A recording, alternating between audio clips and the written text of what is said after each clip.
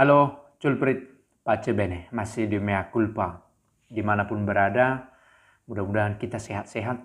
Kalaupun sedang harus mengalami rasa sakit karena penyakit, semoga tetap tabah dan Tuhan memberi kekuatan.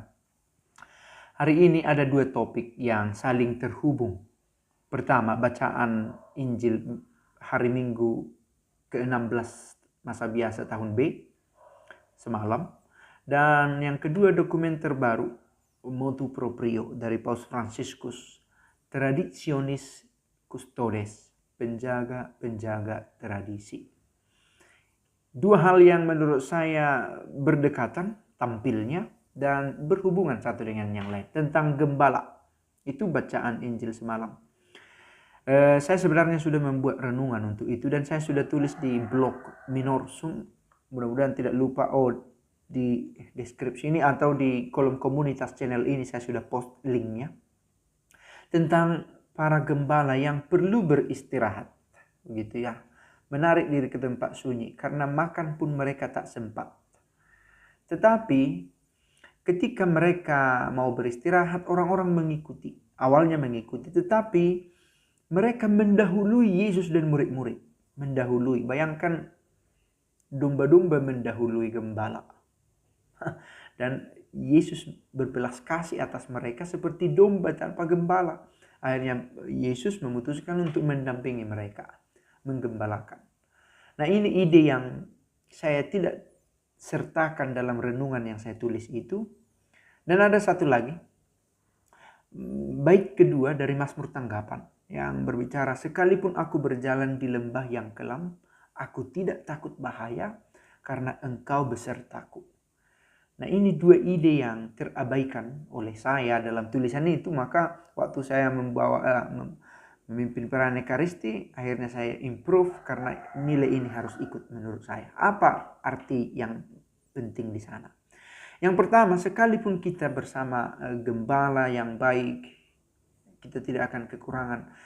Toh kita harus ada saja momen ketika kita berjalan di lembah yang kelam.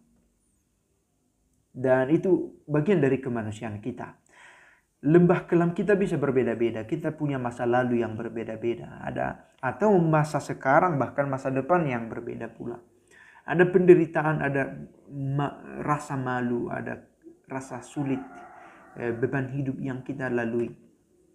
Bahkan ketika kita bersama Kristus. Tetapi ketika kita bersama Kristus, sekalipun kita dalam kesulitan, kita tidak takut bahaya. Saya pikir ini ide yang menarik. Dan hubungan antara gembala dan yang digembalakan. Bacaan kemarin itu bisa kita mengerti dari dua sisi. Kita sebagai orang yang digembalakan dan kita sebagai gembala juga yang perlu mensunyikan dirinya untuk mengambil tenaga bersama dengan Allah. Dan kemudian kita menjadi orang yang digembalakan. Nah, sekalipun kita digembalakan oleh Kristus sendiri, bukan berarti kita tidak mengalami kesulitan, tetapi kita menjadi tidak takut dalam kesulitan. Tidak tercerai-berai. Oke. Lalu poin yang kedua yang saya katakan dari Injil itu, para orang-orang banyak mendahului Yesus. Nah, ini menjadi tantangan ketika domba-domba mendahului gembala. Oke. Yang artinya domba terlalu maju, karang terlalu maju.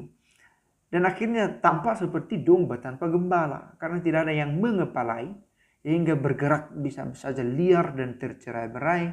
Dan entah kemana. Nah, poin inilah yang menurut saya terkait ya dengan apa yang mau disampaikan oleh Traditionis Custodes. Ada banyak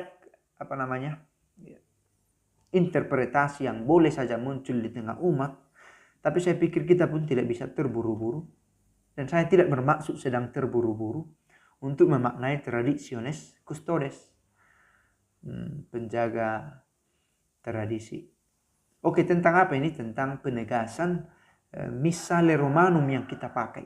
Gaya missa yang kita pakai. Dan bagaimana sikap gereja terhadap gaya-gaya tradisional atau misa prakonsili Vatikan kedua.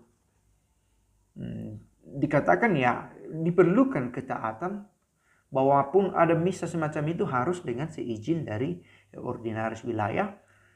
Demikianlah kita anggota berusaha memahami apa yang gembala sampaikan tanpa kita bermaksud untuk mendahului. Ketika orang banyak melihat Yesus bersama murid ingin mengasingkan diri sejenak setelah berlelah-lelah mewarta, makan pun tak sempat. Para orang banyak ini ingin mengikut Yesus, bahkan melangkah lebih maju. Untuk saya sangat mendalam arti dari melangkah lebih maju. Ketidaktaatan muncul karena melangkah lebih maju. Bukan selalu karena sesat, bukan. Saya pikir bahkan ada koreksi-koreksi yang baik yang dilakukan oleh orang yang keluar dari gereja. Tetapi koreksi harus disertai oleh ketaatan juga. Sebagaimana Kristus sendiri taat. Sebenarnya ada saja potensi bagi Yesus untuk kalau saya masih umur 30-an tahun, saya harus meninggal di salib, sepertinya saya harus menyingkir dulu karena masih banyak yang harus saya lakukan di dalam dunia ini. Opsi, tetapi setelah dia bahkan sampai menangis, berdarah-darah di Taman Getsemani, toh dia memutuskan untuk taat. Dan ketaatan ini yang menginspirasi gereja untuk terus bertahan. Andai kata Yesus memutuskan 30 tahun atau 33 tahun terlalu sedikitlah usiaku, toh masih banyak hal yang bisa saya lakukan, masih bisa saya pending dulu salib ini untuk kemudian saya mewarta. Tetapi ketaatan, ini sebuah spekulasi, tetapi ketaatan dipertontonkan, diperkenalkan, dipopulerkan oleh Yesus dengan wafatnya di salib. Dan ketaatan itu menunjukkan kesatuannya dengan Allah. Bagaimana ketaatan ini kita mengerti di masa sekarang di dalam gereja? Nanti akan ada yang bertanya, kalau begitu kita harus selalu taat kepada paus yang adalah manusia biasa? Dibutuhkan kedalaman hidup rohani, discernment yang mendalam untuk menaruh ketaatan pada ruang yang tepat, kepada orang yang tepat, di waktu yang tepat. Tapi toh kita masih ada di dalam gereja, syukur kepada Allah, dan ada orang yang memiliki kapasitas dan potensi untuk membahas ini. Dan kita sebagai umat, kita berdoa bagi gereja, bagi para petinggi gereja untuk mengambil keputusan yang tepat, benar, baik untuk gereja, untuk umat Allah, demi kerajaan Allah di dunia ini. Pace bene.